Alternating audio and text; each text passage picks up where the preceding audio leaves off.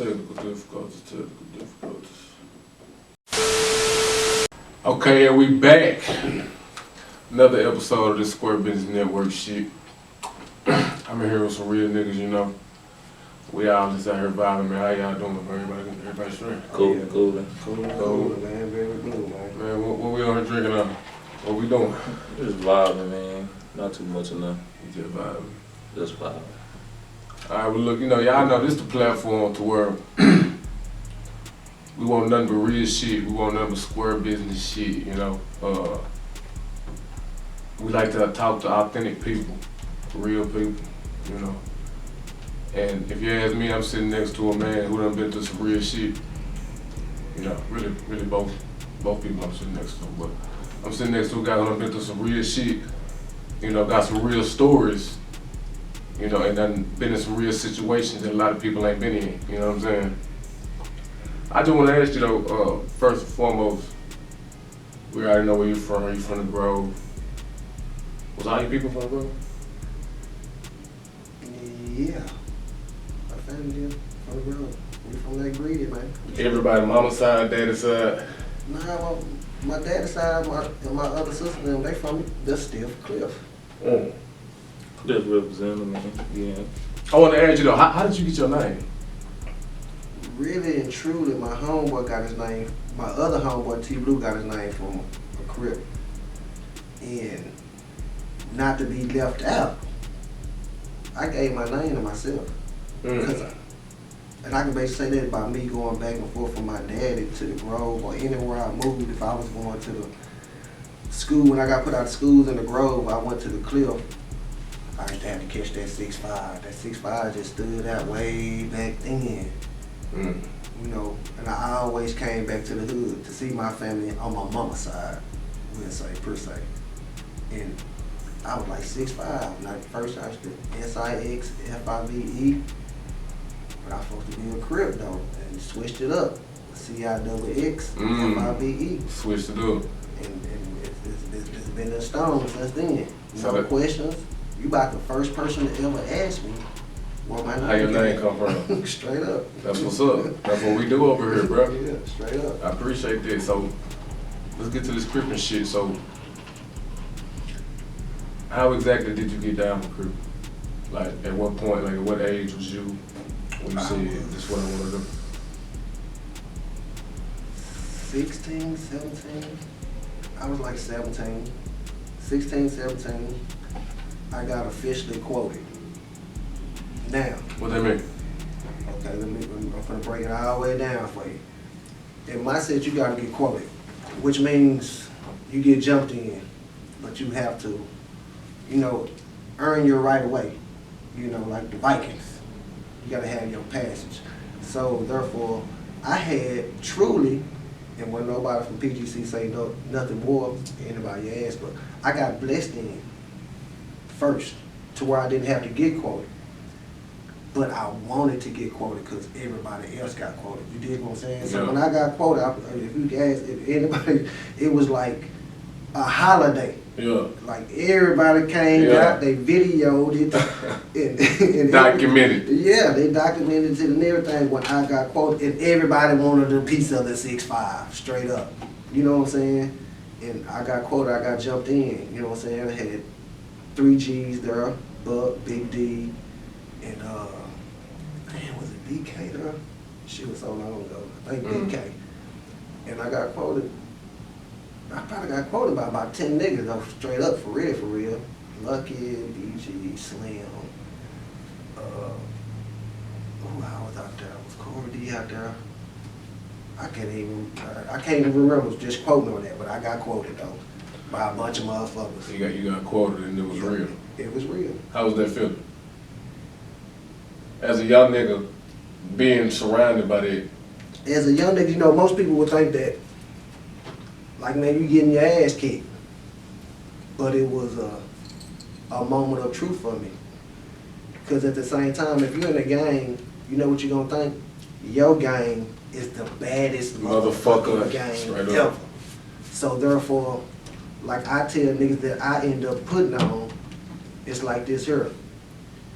If you with me and we somewhere and we get into it with somebody, if you run and leave me, some stupid shit or some scary shit, you know what's gonna be worse than letting them niggas kick our ass? When we go back to the hood. Cause we the baddest motherfucking gang, so we gonna get on your ass. Yeah, I already know. You know what I'm saying? So we might well take this little ass with this ain't nothing. Yeah. This ain't shit. Cause you can't come back to the hood. Yeah, you can't come back to the hood, but we can let these niggas jump. They might, beat us up, punk and head us and all that, but if you leave me, just think about these niggas that we got some stone cold killers over here. You know what I'm saying? Speaking of that, tell me about a couple times that you done had like some near-death experiences.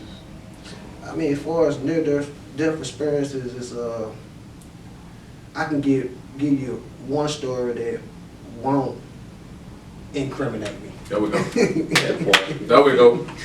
Smart business. And this has to deal with my homie uncle. He come to the hood, he hit the block, and he was like, man, I just got off the motherfucking 6'5" bus, man, that's a nigga. He got red shoestrings, red everything, and he, you know what I'm saying, like, what? Like in the hood? Right? Man, he got off at the stop, by the stove. Like, what? So we had a new homie named J-Rock. So me and J-Rock, we run up there, we run, try to find him, found him right around the corner from the store at Blockbuster. And Caught him slipping. Caught him slipping. And at the same time, this is my little homie trying to earn his stripes, get his name. So I'm telling him, like, go take off a nigga, where he from, what he doing, you know what I'm saying? My homie was kind of hesitant. So I got up on nigga, man, where you from, homie? You know where you at? And the nigga looked at dumb like, man, I ain't gang banging and nothing like that. I took off on him. Bah! Boop. Took flight. Yeah, took flight. And what was crazy is, Hold on, what was it a two-piece combo? Like did you catch them like you popped them bow, or was it just one hit a quarter? What was it, a 2-3 piece? Nah, it was just like a 2-piece pop them back. Bam, bam. Yeah, bam, bam. He flew. He felt it. Cause he felt it and flew back, and this is the death experience. This nigga had a whole gun holster on him. You ain't see it. I didn't see it. We wasn't even paying attention to that. You know what I'm saying? Because it was up under the That shutter. part. That part. And so as he going back, he's getting the gun up after bitch. So we like, damn. And I ain't gonna lie, we were like little mouse. It's because we had like a store, so we started running high between the cars and all that. He got you about to whip that bitch up. Yeah, and he didn't pop, he didn't shoot it or nothing. I think he was more scared still. You know what I'm saying? Because he was, I want to say he was down in my little homie age. He was kind of younger than me. He was confused. Yeah, so, yeah, he pulled that strap out. Like, that was like, wow. You know what I'm saying? And I put myself in his shoes, because I would have popped the shit would let it go. What was going through your mind at that moment, though? Yeah. I was scared. Nigga, I ducked and got behind nigga shit. Straight up. Because you know he got the right to let that bitch go. That part. You know, real life experience, if a nigga living that street life, a nigga can't say this here. After you go through it, that's really when you can talk about it. You feel what I'm saying? Like, man,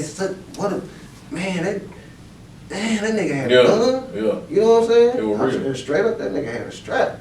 I was like, what the hell? And he was trying to get that motherfucker out. But as he trying to get that motherfucker out, I'm trying jump between cars, like, man, hey, man. And so what happened after that nigga just left? He left and was crazy about that. We come back around to the hood, nigga, and I swear, we in front of Blockbuster, nigga. They called the police, and the police rolled up. That part. That part. That was a bad experience. Yeah, straight up. That shit, I ain't gonna lie, like, shit like that, I feel like it's meant to happen, you know what I'm saying? Because you still here, you still breathing, you know what I'm saying? Yeah, that's why I say you can, cause niggas talk that gay shit, but going through it and be able to come back and talk about it, Yeah. that's shit. That's real. Deep, you know Real what I'm life saying? experience, huh? Yeah. Yeah. You said you did some time, though, right? Yes, sir. Did 13 years in the field. 13 years flat. Flat, day for day, in that motherfucker. Okay, so, I ain't gonna lie, that gotta be a feeling like when they first picked you up and you realize, after the case, after the court and shit like that, you realize that you had to do all this time. What was going through your mind at that specific moment? Like when it was all said and done. When it was all said and done, you know what I really thought back? And they're gonna say I'm cliche, I might be lying. Nigga, my kids. Like, Yeah. you looking at the time for you adding your age. But then I'm thinking about like, Your babies. nigga, my babies will be grown. Yeah. You know what I'm saying? Yeah. Yeah. My babies will be grown, so it was like heartfelt, but I remember calling my baby mama just like, hey man, it's over. Like, you know what I'm saying? Live your life. You Yeah. know, she tell me I'm gonna be there, you know, but I need you to live your life, like, you know what I'm saying? Because I'm really just thinking, like, 17 years, like I said, I came home earlier than the 17 years that I got. I did 13 of the 17 with the crack laws. So it's like, damn. Like, I miss to me in my head, I miss my 20s. Yeah. When I first went to jail, Jeezy went out. T.I. was on the Bone Crusher with you know, outside the club, you know what I'm saying? And they think I'm a punk. Yeah, that was just, they 50 Cent one out, you know what I'm saying? These people wasn't out, like, you know what I'm saying? So I'm learning about all these people as I'm in jail. But as much cliche as this gonna be, is like, jail saved me too. You get what I'm saying? It sat you down. It sat me down. Cause we couldn't have been out.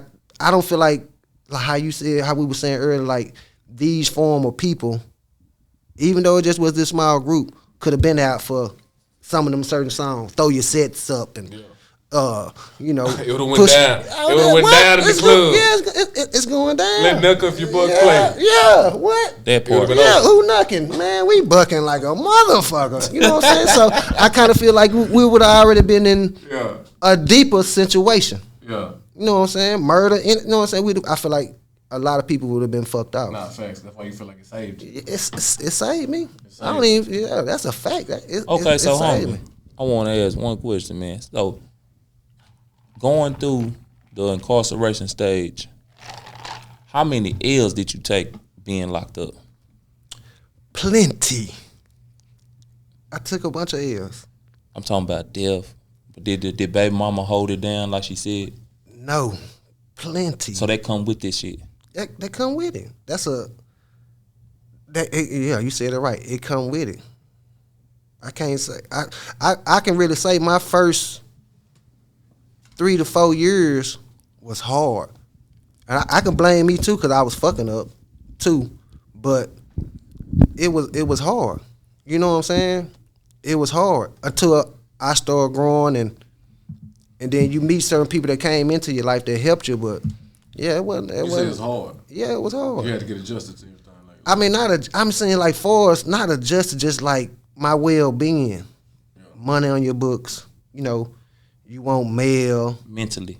you know what I'm saying. You want to know what's going on in the streets. You got to think because when I left the holdover to go to an actual yard, I was on restriction for a year. So no phone, no food service, no commissary, all that. I couldn't do none of that. 24, 23 hours straight in the set. Nah, feds ain't like that. It's just I can't contact nobody. I can't go to the store for myself. Yeah. Oh, okay. You get what I'm saying? It was rough, yeah. So it's like even trying to get money, it's hard to move around. Because, you know, sometimes you got to talk to a motherfucker. I mean, you know, in TDC, yeah, you know, letters, you know, they say, but in the feds, you know, I like I said, I'm new to this. I ain't do nothing but 6 months, so I'm new to this. So, shit, me trying to figure it out and make sure I'm above water was hard. Yeah. And I'm on restriction.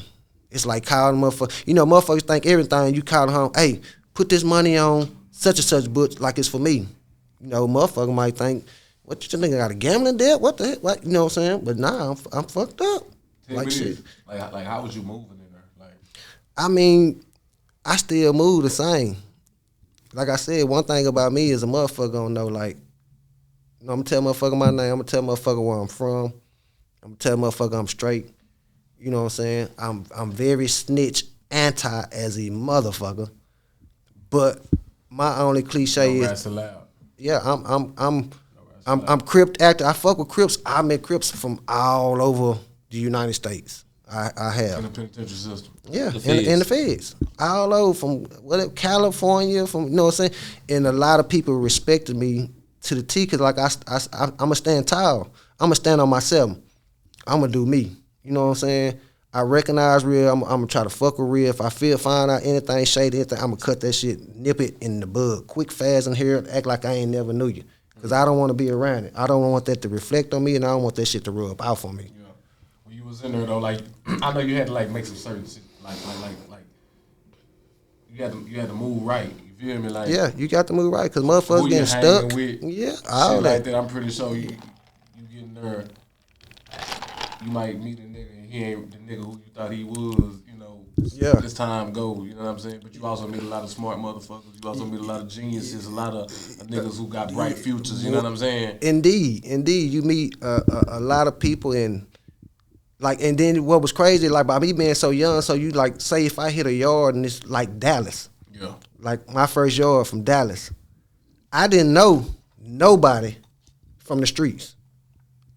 Hold on, where did you get locked up at? Like, where did you have to go? I went when I first got locked up. I went to Forest City Medium, so I didn't know. I knew people from the holdover, but I didn't know nobody from the streets because you gotta think. I'm telling you, we were so homebound. It's like. All we know is the Grove. Yeah. And it was a nigga there from the Grove, but I didn't even know him. You didn't know that nigga. Yeah. You know what I'm saying? I didn't even know him. So it's like, you know what I'm saying? That was my base. Like, but the only thing, one thing that made me keep my head up high, I mean, just as a man, I was going to keep my head up high. I was straight. I ain't no rat. Stiff. I'm stiff. Man, I'm stiff. You can't tell me nothing. You know what I'm saying? And like I say, I'm already a bad motherfucker, so I ain't scared about squabbling. You know, I ain't ducking no wreck. None of that. Tell me this.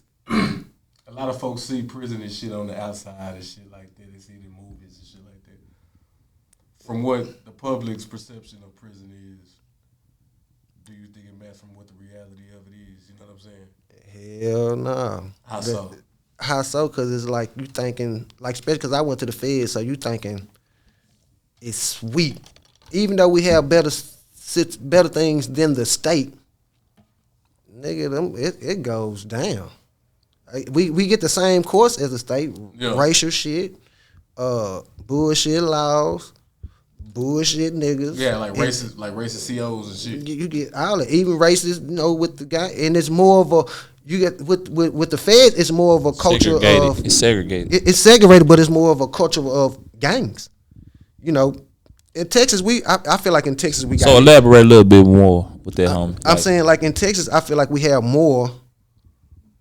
Like we have a piece of every gang in Texas. I kind of feel like that from other places. So you got the Mexicans, you got the white boy ABs. Yeah, but you got your GDs, Vice Lords. But in the Feds, you got your Chinese gangs, you got your. Everything. You got all from all different from everywhere. You got a lot of motherfuckers. You got to have motherfuckers from Africa in there, and they got their own little clique. You got Indians. You got. So tell the people what's the difference between the state and the Feds. In the state, you in the state. It's simple. You right there. You from West Texas. You from West Texas, North Texas, South Texas. You from there. In Texas. In the Feds, everybody. You lie to be in California and meet a nigga from. Louisiana. Guess what? That's your homeboy. Yeah. You know why? Because he's from the South. Or you lie to be the nigga in Texas from Tucson, Texas. You ain't never heard of that shit. Right. Guess what? That's your motherfucker. That's your homeboy. You ain't got to worry about no nigga from the West Coast. That's your homeboy. It varies to like coasters, like how you saying, like what coast you from. You know what I'm saying? You from the South? Everybody from the South is your homeboy. Everybody from the South is your homeboy, not just your state. In the state, you Texas, you dial. Oh, we the DFW car. You know what I'm saying? You can still break that down in the Fed to a smart link, but nigga, Texas is Texas.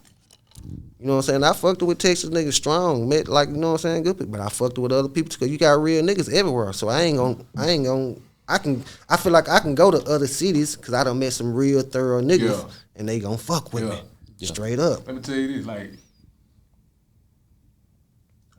Is like, you think you ever had like put in some work? Like, tell me about a situation where you had to like put in some work. Like, you had to get in there. You had to tell a nigga like, hey, nah, we ain't doing that. Like, you had to maybe get on the nigga. Okay, ass, the biggest situation I ever had in the Feds was I'm fucking with the Crips. The Crips are from everywhere. Truly. Every hood, like every city, every state, from every state. I mean, like from Cali. St. Louis, from Memphis, Detroit, from Houston. Whatever. And the situation was we out there chilling, we just talking a little noise. And as I was telling y'all previous, like a nigga didn't never know his respect. I didn't know my respect level. Like Bloods ain't tripping with me. They ain't on no plex. And my blood dude named DB, he from Austin. Shout out to DB, man. Shout out to DB. And he came through. He was like, "What's up, Cixx? What's up, my boy?" I'm like, "This shit, what's up, homie?" You know what I'm saying? He walk off, and he don't even know this today. But when he left, nigga was like, "Ah, damn, boy, PGC niggas, boy, y'all surely is friendly." And one thing you know about me is I'm so big on the set. Like, what? Nigga, you done lost your mind. What you say? So I bucked on them niggas like, nigga, what is you niggas think something talk about PGC, nigga? What, nigga, we can go. I finna fight him right there. I muff one nigga, and I had a nigga from Paris, Texas named Kenny Mason, call him Big Cixx, man. Shout out to you too. Shout out to Kenny Mason. He came and got me like, nah, Cixx, don't do this. Nah, leave that shit alone. So I was pissed. You know what I'm saying? Then I end up talking to another nigga, Crip nigga. He was just like, you know what I'm saying? If that's how you feel, you know what I'm saying, do what you do. I kind of felt like the nigga really trying to throw me out there, but like, I don't want nigga like I'm shit. At this point, nigga, fuck it's it. Up. You know what I'm saying? So I fucked with the nigga from Dallas. So I see my homeboy, Brent, shout out to my homeboy Cole, and Sid, and I was like, shit, hey, if I'm gone, you know, get my shit. And my nigga Cole was like, nah, Cixx, don't do it, leave it alone. I'm like, nah, Rick, y'all, you know, shit, when they call Rick, I'm gone. And I went to Rick and because I told them niggas like, shit, whoever, you know what I'm saying, think something talk about PGC shit, meet me on the Rick yard. And word to my mama, man, let my mama die, nigga. I went to Rick, by like 6 of them niggas showed up. You mashed gas on. We went to the restaurant and we got our paper. Back to back. They back down. Back to back. And on the cool, that really not solidified me, but a lot of niggas came to me after the fact. They were like, man, your homeboys raised you right. Because they understood why I stood up how I stood. But nah, nigga, this is me. Because a lot of niggas will fold in that situation. You know what I'm saying? A lot of niggas will fold. Yeah, No, they like, wouldn't. like, nigga, Stay this still. is, yeah, like, nigga, It this ain't is, just that about the still part. It's just that he stood on what he stand on. He believe that's his belief system. You know what I'm saying? You know what I'm saying? As So, a man.